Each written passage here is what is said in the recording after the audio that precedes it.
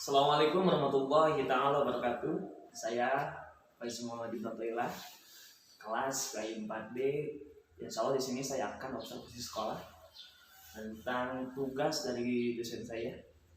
Mohon maaf, belum ada kekurangan kelebihannya kita ambil, kelebihannya dan kekurangannya mohon buang ya dengan ada yang diomisi. Alhamdulillah sekarang saya sudah ada di kantor pusat sekolah SMP ITB Nurul Huda dan bersama Bapak Rohmat, ya. Beliau adalah staf kepengurusan tentang guru SMP di sini. Alhamdulillah sekarang sekolahnya sudah meningkat dan termasuk pada jangan sekolah favorit yang ada di Ciamis. Mungkin semuanya itu tidak terlepas bagaimana tentang penyusunan sistem pendidikan, sistem perekonomian sekolah, sistem pembinaan kepada guru. Dan mungkin saat ini juga kita akan pungkas sedikit kenapa SMP itu sudah berselesai sampai saat ini. Assalamualaikum Pak. Assalamualaikum. Ya mohon maaf Pak, mungkin pagi kali ini saya akan ganggu sedikit ya tentang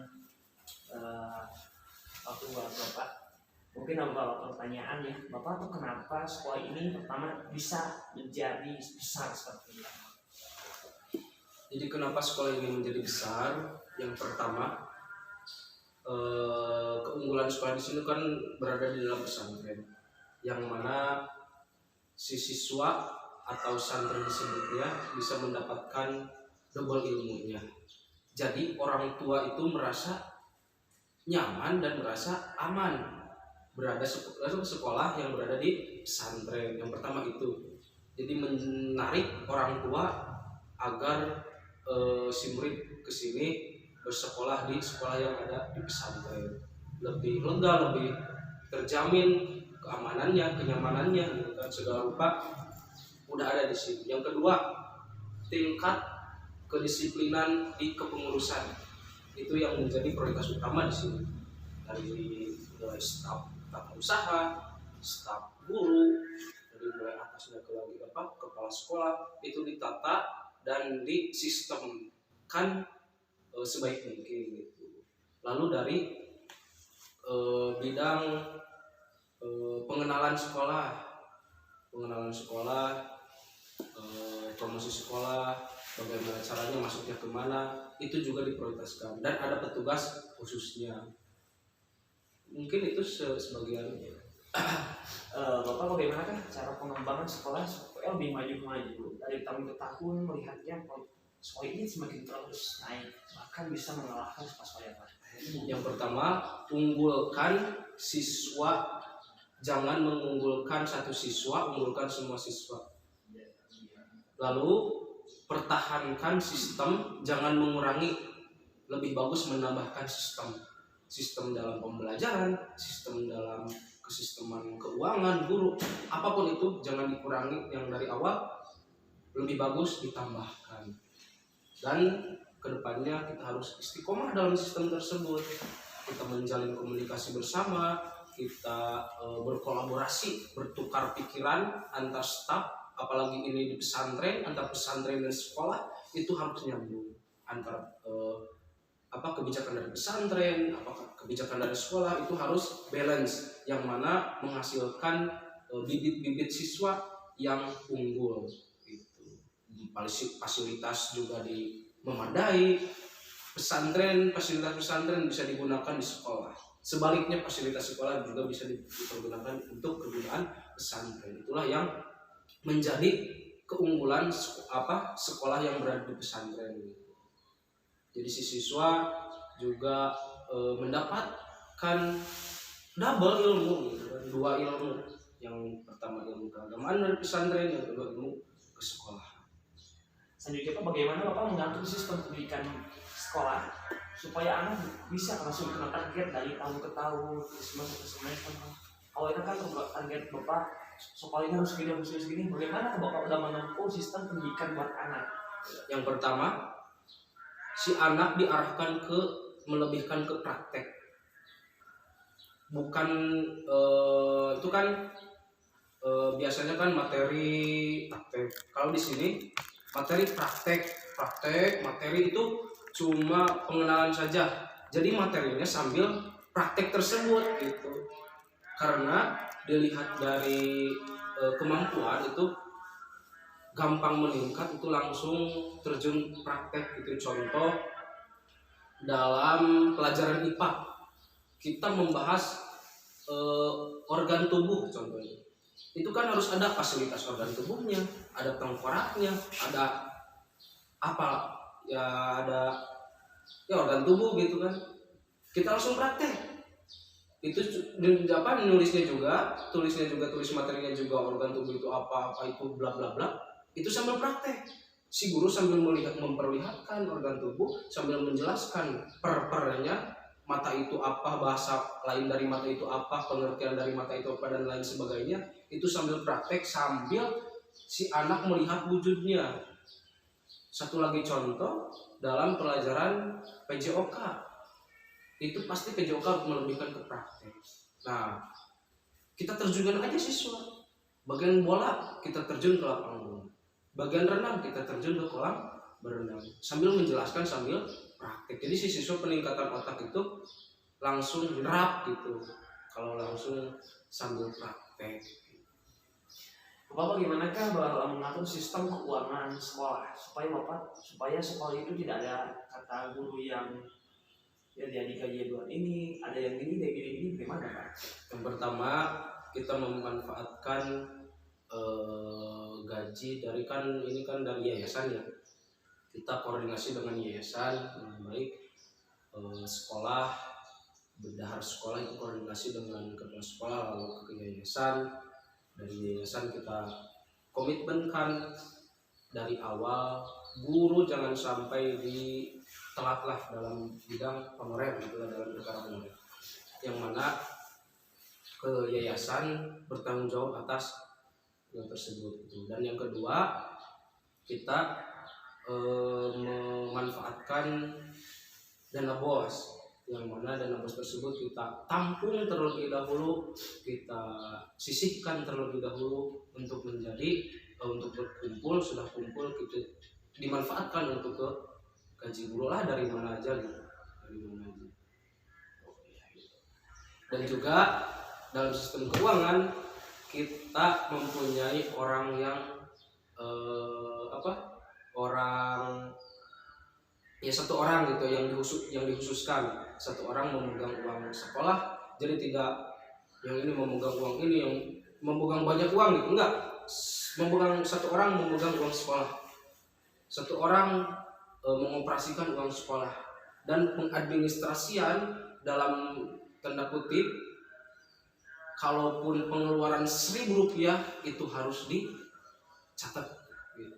Meskipun 1.000, meskipun 500 perak, apalagi berjuta-juta, beratus-ratus, bermiliar-miliar itu berjuta.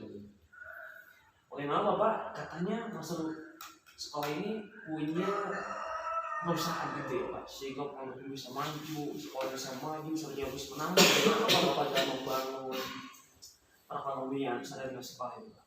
Yang pertama, kita mempunyai toko di dalam pesantren yang berbasis seperti Alfamart, Indomart, yang sudah menggunakan barcode setiap produk. Dikelolanya oleh siapa? Oleh santri yang sudah menjadi pengurus. Kemana keuangannya? Ada yang tiap ke instansi, ada yang di sini kan ada PAUD, ada TK, ada DTA, ada SMP, ada SMA kan, ada pondok pesantren di bawah yayasan. Itu dialokasikan kepada yang membutuhkan. Contoh, itu bisa dari toko, penghasilan dari keuntungan toko itu kan besar lumayan. Itu dialokasikan ke SMP. Untuk apa? Bukan gini, SMP butuh uang baru bawa dari toko, bukan begitu caranya. Tapi butuh gak butuh harus ada pemasukan dari toko ke SMP. Untuk apa? Untuk ditabung di kas SMP. Setelah ditabung untuk apa? Untuk keperluan ke depannya gitu. Mempunyai toko. Lalu kedepannya kita membangun perusahaan-perusahaan seperti perusahaan ATK, fotokopi di luaran sana gitu. Tapi yang megang tetap santri atau alumni lah gitu, yang dapat membangun ekonomi pesantren, keuangan supaya masuk ke pesantren gitu. Dan juga kita membangun toko juga kantin di pesantren itu untuk menggolangkan uang agar berputar di pesantren, tidak keluar. Jadi keuntungan itu pesantren juga dapat. Ya kalau pesantren mendapat untung, instansi juga seperti sekolah ya otomatis mendapatkan. Oh gitu ya.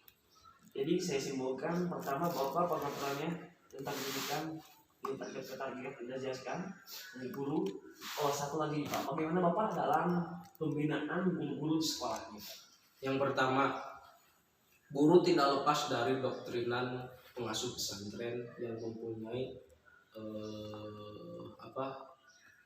sosok pemimpin lah, sosok bapak, sosok sepuh kalau dalam bahasa Sunda. Itu doktrin, meskipun dalam rapat kan itu pasti ada ketua yayasan, ada kepala sekolah, dan juga ada banyak orang-orang penting yang dapat mendoktrin guru. Itu bisa dari doktrin, apakah harus bagaimana, kita saat mengeluh harus bagaimana, di sekolah pengajaran harus bagaimana, itu didoktrin oleh dari ketua yayasan, dari pimpinan umum, itu semua guru didoktrin. Itu yang pertama. Dan yang kedua, kita di dalam sekolah banyak program apa? Program yang menjadi penyemangat guru-guru. Yang pertama, dalam bidang nilai uang, yang mana ada banyak bonus bila mana guru tersebut bagaimana. Kalau sedang mengerjakan LJK itu mendapatkan apa? Kalau mengisi e-rapot itu mendapatkan banyak yang seperti itu. Transport, tunjangan itu sudah lengkap di sana. Dan juga memperhatikan, bukan hanya memperhatikan dalam bidang hal uang, tapi memperhatikan dalam sampai ke dalam rohaninya, dalam kesehariannya. Dan juga dididik guru itu semua dididik akhlaknya. Ya oleh siapa? Oleh pimpinan pesantren, oleh ketua yayasan pesantren gitu kan. Jadi si guru teh merasa menimbulkan, guru merasa keluarga di sini bukan hanya untuk kerja. Itu kan berdalam tanda kutip banyak guru yang merasa itu kan kerja aja. Untuk apa? Untuk mendapatkan uang, untuk mendapatkan penghasilan. Kalau di sini berusaha, di sekolah ini dan di pesantren ini berusaha, guru-guru SPP khususnya, agar menimbulkan rasa keluarga aja ke sekolah ini, ke pesantren itu, rasa keluarga bersama siapapun yang ada di sini. Jadi dalam tanda kutip ada bahasa tawasul, ada bahasa khidmat, ada bahasa ta'zim ke pesantren, itu diusahakan ditimbulkan di guru-guru SMP semua. Terima kasih Pak atas wawancaranya. Mungkin saya udah cukup ya observasi sekolah kali ini. Mungkin cuma sekian teman-teman dan semuanya. Ambillah semua hikmahnya dari Bapak ini. Bagaimana cara memajukan sekolah, bagaimana sistem pendidikan sekolah, dan bagaimana cara pembinaan guru-guru ya. Kebanyakan teman-teman ya selalu kesal itu tentang bagaimana cara membina para guru-guru ya. Dan mungkin tadi udah jelaskan bagaimana pembinanya, harus bagaimana kesetaraan antar kedua yayasan, antar pimpinan umumnya, bukan semuanya. Dan teman-teman bisa ambil semua apa hikmah di pagi kali ini ya. Mohon maaf atas kekurangan kelebihannya. Selamat ya. Assalamualaikum warahmatullahi wabarakatuh.